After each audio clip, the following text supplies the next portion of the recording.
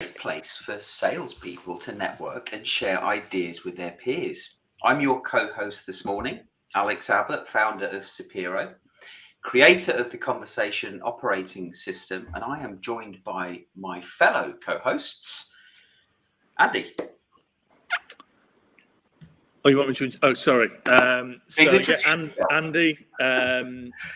Huff, founder of the Institute of Sales Professionals, researcher in sales and lecturing in sales leadership and performance at Cranfield University. Also, teaching, lecturing sounds very much finger pointing, doesn't it? So it's just not how people should learn. Not enabling. A blackboard and a pointer, you mean? I have one of those hats with a tassel on it as well. Oh, nice. Goodbye, Mr. Chips. Do you have a cardie with patches on the elbow? I have a jacket, and it's now a jumper I have with a zip. It's moved on from a cardigan. There's no buttons anymore because it's not considered health and safety. But yeah, I did. I'll go and get it in a minute. Corduroy. Yes. To be actually fair to you, somebody my size and corduroy, you have to be very careful because that could start a fire. Friction. Anyway, Adam, over to you. Yeah, Adam. Hi, everybody. I'm Adam Gray. I'm co-founder of DLA Ignite, and I'm loving these comments. But do you want to put Jensen's comment up? Yeah. I think here is a very astute young man.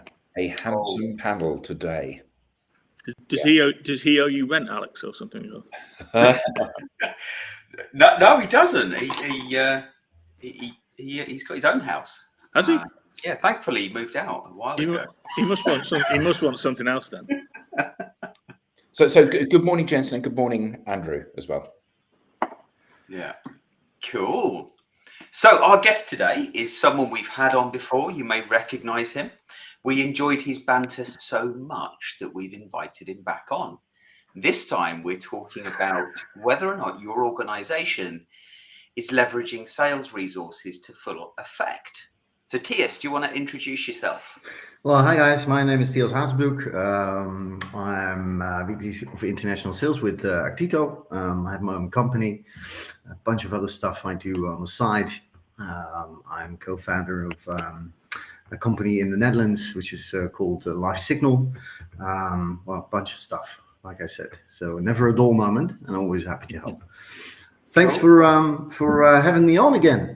So apparently I did not as bad as I did, or I thought I did. Yeah, well, it was real the last time, right? You were stuck in traffic in the car, yes, dialing in on your mobile phone. It was a hassle, absolutely. Yeah. I'm glad it's inconvenienced you. Anyway, welcome, Thies. So, look, B2B sales in 2024 is set to get harder, with pipeline quality dropping and close rates falling by as much as 50% in the last 2 years. So the focus must be on whether current resources are being used effectively and ensuring that however they are deployed, they're not losing your team or your business money. Now, I've got a question for you that I think might be a little, flying in the face of this, let's say the sun being too hot. But can salespeople afford to make mistakes in 2024, given the pressure that is on businesses to perform? Wow. Is that a question to the whole group, or just merely to me? It's the whole group. I know Andy's going to have some thoughts on this. Yeah, I know we just want us to pitch up once and talk about a happy subject. It's like, I just talked about my speeding fine this morning, and it's like salespeople are all dead and doomed. 2024, the plague. Thies, come on, bring us up, mate. Say do your stuff online. Don't get speeding tickets. That would be my recommendation, especially for you, Andy. But I think it's a really interesting question, Alex, and I haven't even thought about it the way you've put it to wording like this. From a human perspective, of course, right? Because if we're not able to make mistakes, how the hell are we supposed to learn? On the other hand, because of the pressure of the business, sales cycles indeed have increased in time. And if we look at the Gartner waves last year, they already predicted that this would happen in 2023. Hence, their estimate was that M&A for most of the organizations would be the main source of growth, which is and has been shown to be true. So for 2024, expecting that nothing else is going to change really rapidly on that end. I think it's a really interesting question you put on the place, whether sales is allowed to make maybe not as many mistakes as before. So I think the processes that are in place and the way you manage people must be tightened up. And you may want to, where you would say people are on a leash, you would make the leash maybe a little bit more tight.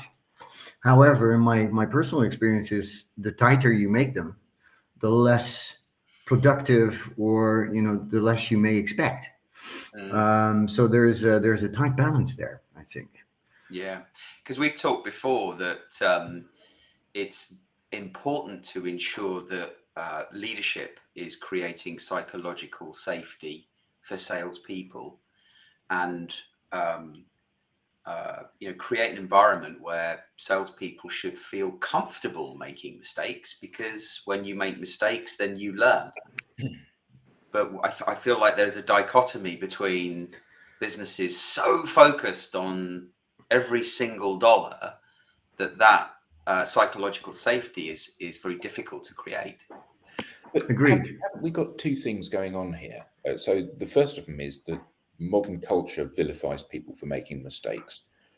So you are not allowed to learn by getting things wrong anymore. You're taught how to do something, and it's not in sales, that's in every possible area. So there is no apprenticeship anymore. You have to hit the ground running. So I think that's the first thing. Culture is such that mistakes are the worst thing that you can possibly do. The second thing is that many organizations have so little pipeline. They have so little opportunity within the organization that squandering that by making a mistake, I'm sorry, TS, your presentation wasn't good enough. I'm sorry, Alex, you didn't administer this and get enough touch points within the organization. Whatever the failure point is, because there isn't that dead meat, unfortunately, that can have a catastrophic effect on businesses. The impact is tremendous. Yeah. Yeah, and I was talking to a large organization, or a team within a large organization, and their entire Q3 was resting on one deal, which in the end didn't happen. Yeah. So they had nothing. And I don't know whether that it didn't happen because somebody made a mistake or the client just changed their mind about buying. But either way, they went from making their number to not making their number with a single email. And I think that the pressures people are under at the moment mean that it's not okay to get things wrong. Agreed. Yeah. We're getting some great comments, by the way. Sorry, Tias, just to jump. Go on. We're getting some great comments, and mostly from your family. So that's yeah, good one. Jack basically said, "Can you bring some milk home?" Well, Chris is one of the family anyway, so it's yeah. But no, I think in all seriousness, we want to talk about real issues and address them. So for anyone in the audience listening, is what we're talking about making any sense, or is it different within your organization?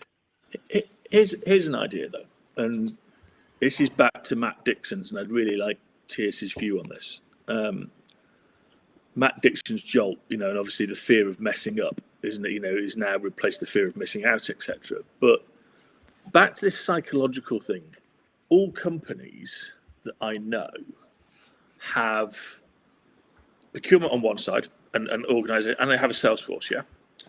And actually, if you just looked at one company, so let's pick Oracle as an example. Most of the procurement people are fearing messing up. Yeah, so they're not making decisions. 52% of deals end up in no deal or stick with the status quo, all of those things. And the sales force on the other side are dealing with other people's procurement, and what we've got is this psychological unsafe area in most companies that every single employee, to your point, Tiers, is afraid of making a mistake. And if you just looked at it from one organization, no wonder it's not working, because Oracle are out there trying to sell to a whole bunch of people and they're afraid of messing up.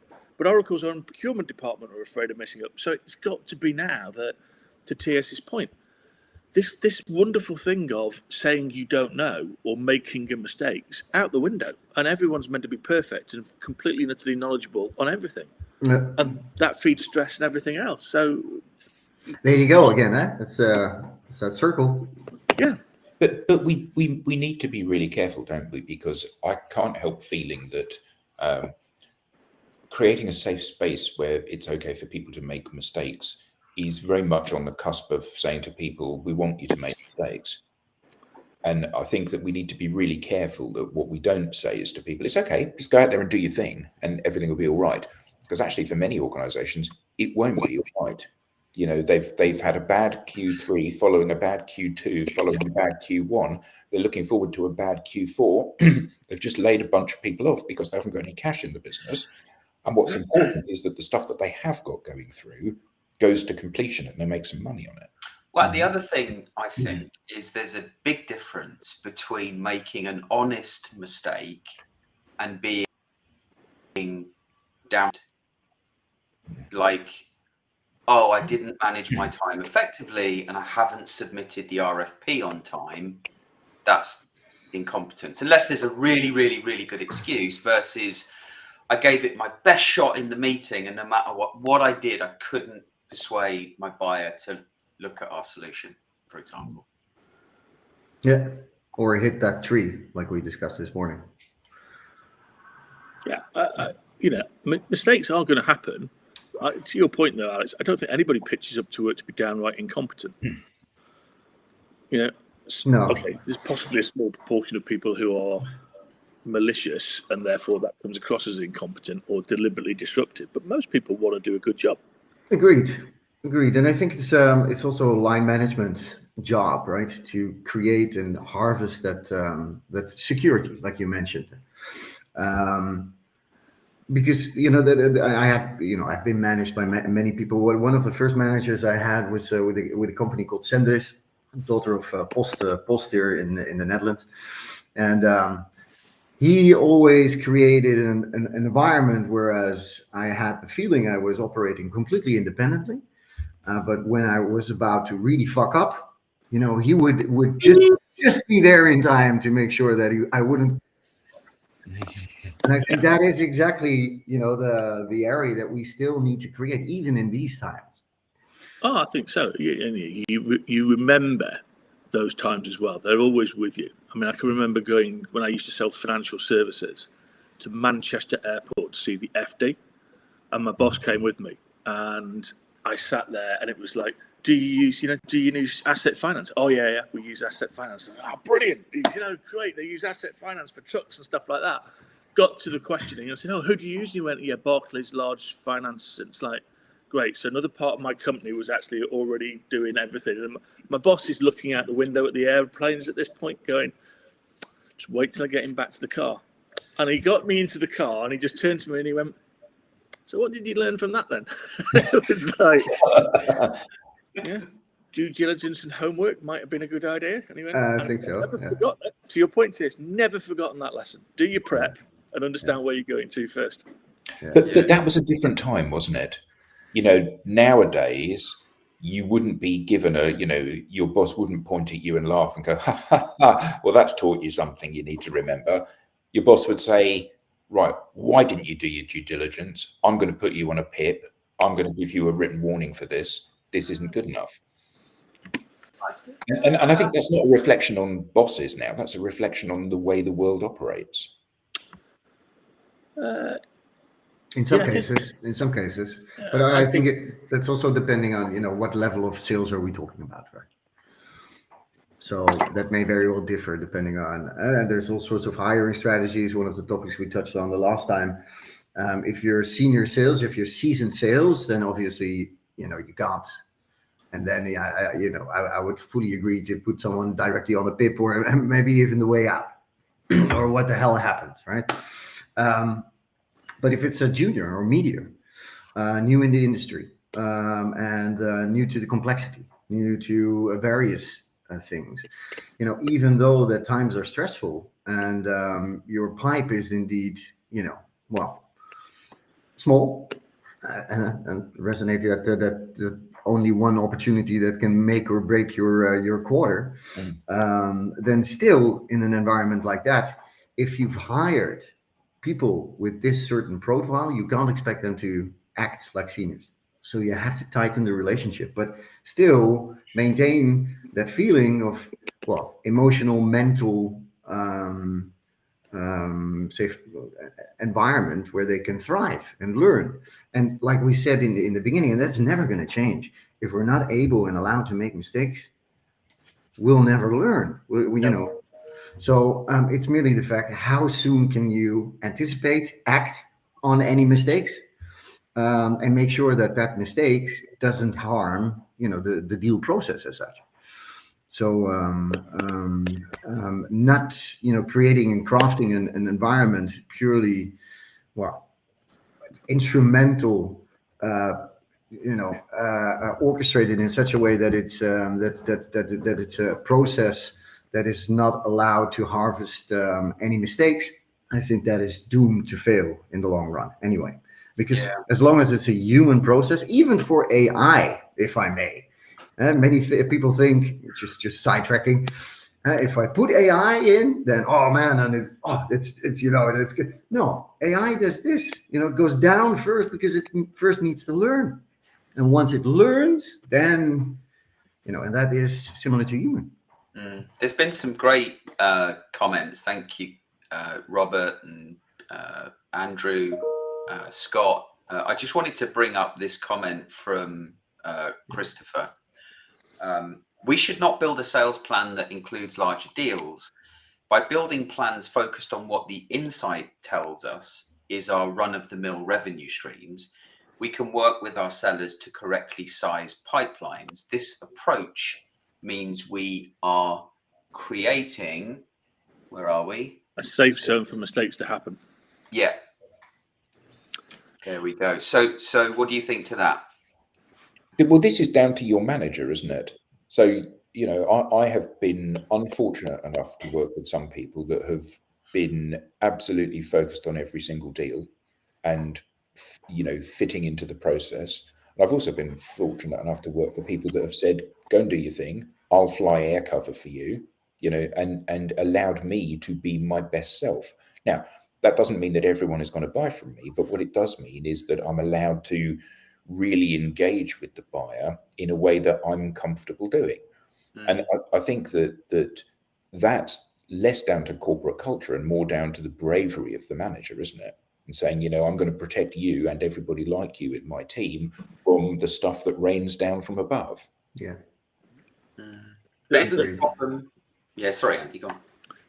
I was lucky enough to see a guy called Simon Cooper, who's writes for the FT, but he's basically a football journalist, and he did a presentation for half an hour about actually what can football managers kind of do in terms of the sales context, and to the point there, it was football managers never ever publicly criticize, or great football managers never criticize the talent publicly. You go and have a conversation with them in the dressing room afterwards and say that wasn't potentially your best, but fundamentally never criticize them in public. And that is way too much now prevalent in terms of the blame culture in most organisations, isn't it? It wasn't my fault, it's my team. Yeah, I guess to Christopher's point, it's up to the manager to ensure that the player has been played in the right game, for example, has been brought on as a sub perhaps to build confidence rather than expect them to score goals in their first game. I think what's fascinating around what he was saying is actually a great football manager doesn't have to motivate talent. Talent should motivate itself. What you're there to do, and this comes back to what Tiers was saying, is you create the environment and create the culture for exceptional performance.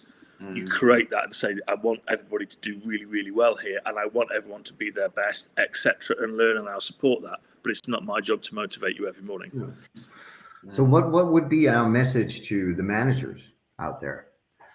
because I think, everybody of us can relate to the fact that if we have, as remember yourself being, one of the sales reps back in the day, and the great experience that you just shared, Andy, and Adam for that matter as well. If there is a manager allowing you to take the space and create that relationship and intimacy the way you want to with your end customer, you can imagine, especially in times like these, how would senior management react on that towards the, say, middle management layer, and what would be our advice to the middle management layer in order to keep on facilitating that space, whereas their teams can excel, if that makes sense. Isn't one of the challenges that organizations often create processes and procedures that legislate for the lowest common denominator? Mm-hmm. So I'm going to recruit some people, and then I'm going to pay them really well, but I'm going to treat them as if they're idiots. Mm-hmm. So here's what you need to do, and here's what you need to do. And I think that many organizations, particularly now, they drive people for particular metrics, and Alex knows this better than anyone because he's got 2 sons in the sales industry. And the challenge that we have is that what you're buying me for is to provide revenue into the organization, but what you're measuring me on is the activities which maybe don't work. So what I'm looking for you to do, TS, is do 100 calls a week. You say, I'm not doing 100 calls a week. I'm not going to do any calls a week. And I don't need to, because I've got a really strong network that's really engaged. So my pipeline means that I'm going to make 120% of my number. Yeah, but one of your KPIs is your calls. Yeah, but it doesn't matter. I'm the only one that's outperforming in the team. So why do I need to do that stuff that clearly isn't working? Because that's one of your KPIs. And I think many organizations get stuck between these 2 things. It's like the old, you've got to clock in at 9, clock out at 6. I'm paying you for your time. Well, you can't pay me for my time and my performance. You can't pay me for my inputs and my outputs. You must decide which one you want. Do you want me to make lots of calls? Do you want me to send lots of emails? Or do you want me to sell lots of stuff? Because the 2 may not be the same thing. To Robbie's point, Adam, the management need to emphasize the strength of the individual. They need to understand what the person brings to the table and help him, her in the process, as opposed to do what you're saying. But why? I don't disagree with Robbie's point, but why do we have to emphasize the strength of the individual? Because if let's say they are a rock star, let's say they've performed really well at another organization because of certain things they did as an individual, and they want the ability to spread their wings and show the organization how good they are, but they're not able to because they're put in a box. So I would come at this in the Beautiful Minds scenario where he kind of looked at it in a pub and went incomplete. The issue is, and this comes back to what obviously TS has been talking about, is the most important sales resource is the individual, it's just the human being. Because the only thing that you haven't, the only thing a company has got, which the competition haven't, is that individual. Yeah. So if you look at all of you mentioned processes, TS and everybody, the reality about it is there isn't a piece of sales software, a sales process, a methodology that your competition can't have. They can even replicate your pricing in your product. The one thing they can't replicate in sales resource is the person. So unless we actually double down, so I'm expanding Romy's point, unless we double down and say the individual, the unit of analysis is helping that person be the very best version of themselves that they can be. They're talented. How do I create that? That's the thing which will drive success versus not. And we keep missing this by a country mile. Isn't the issue one of scale within an organization? So, if you treat everybody the same, you can create a series of unified metrics for measuring people's success and scoring people within the organization.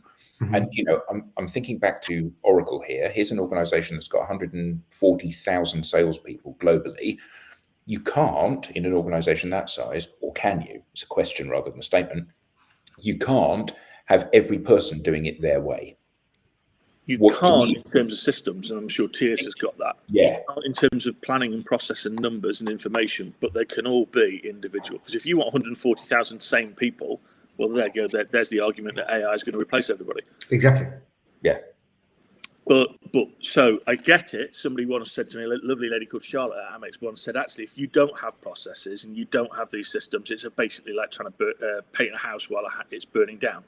So, but there's an element of what do you want so you can easily understand the health of the business versus putting everybody into that box and saying, I don't want any innovation. I don't want any kind of consideration. I don't want you to build relationships based on humanity. Because sales is a science, but it's a social science. Yeah? I don't want you to do any of these things. I want you to just be a complete robot. Yeah. So it's a combination of art still and science, right? I think we all agree on that. Yeah. That's interesting. Hey, we have 1 minute left, if I'm correct. So, and too short, too little, because there was some other element that I wanted to throw in, and that has everything to do with being more creative, right? Times like these, not just from the sales, but from an organizational point of view, ask for innovative new ideas. Because yes, sales is going down, sales cycles are going up. If you're selling single point solution, hell, you can't do any upsell either. So crap. Yet we all know that we're part of this ecosystem of multiple things, right? And we have this valid relationship with an existing customer. Can't we capitalize on that in a different way? And isn't sales the first person to see this, to mark this, to indicate there's a new business model, there's new possibilities, there's new, and I think that is happening too little, and I'm still expecting that to take launch, especially into 24. Yeah, great point, and you're helping us finish on a more uplifting note, TS. So thank you, and in the words, in the words of Andrew Slessor, can't say rock star nowadays, according to a certain TV advert. I would say we are all rock stars in our own right. Sod that TV advert and think about the one thing that you can all do differently today that will help you get one step closer to achieving your objectives. And so with that, this is Sales TV. Thank you to the audience for some great comments. Thank you, Tias, Adam, and Andy, for a great conversation. Enjoy the rest of your week, and we'll see you next time on Sales TV.